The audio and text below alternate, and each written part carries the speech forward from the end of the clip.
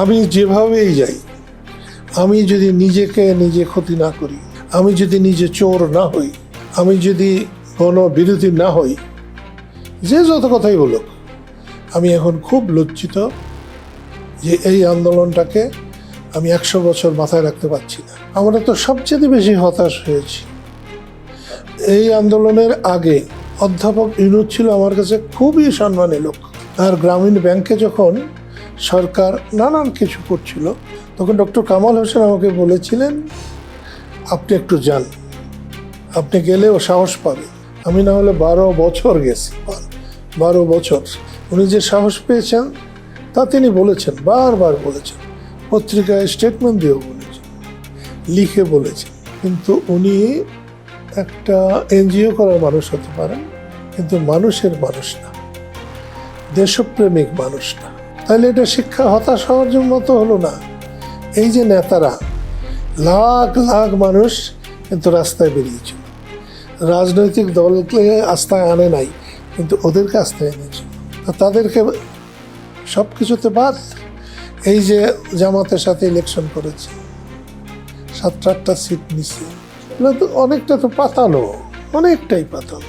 পাতানো ব্যাপারে শেখ হাসিনা যেমন মরেছে, অসুবিধায় পড়েছে, এরা ওরকম করলে এরাও হবে। বড় ভাই যখন বক্তৃতা করতেন আমি তো ঘামতাম, ওই রকম আমি একবার ঘেমেছিলাম। 16ই ডিসেম্বর 1971 সাল আমরা 4 জন নিয়াজির কাছে গিয়েছিলাম।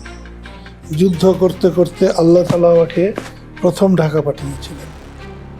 আমি একমাত্র বাঙালি আত্মসমর্পণের সময়, মানে এটার প্রস্তুতি নেওয়ার সময়, ওই বাঘের গুহায় জেনারেল নাগরা, সানসিং, ক্লের আর আমি গিয়েছিলাম। মুছবার চেষ্টা করা হয়েছে। সেই জন্য আজকে আমি যদি যেতে না পারতাম, তাহলে কিন্তু বলা হতো যে এটা ভারতের, শুধুই ভারতের। সানসিংয়ের সঙ্গে হাত মিলিয়েছে, পরিচয় করিয়ে দেওয়ার, ক্লেরের সঙ্গে হাত মিলিয়েছে।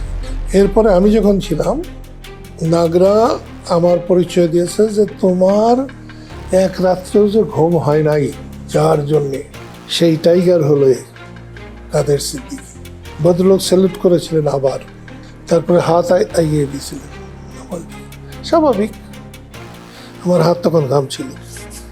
উনি কিন্তু বলছিলেন, পরাজিতের সাথে হাত মিলানো এটা হলো বীরত্বের লক্ষণ। আমি সেদিন ওই বীরত্ব দেখাতে পারি নাই বা বীরত্ব দেখাতে যাই নাই। সেই জন্য বলছি, নিজেকে বড় ভাবা উচিত না।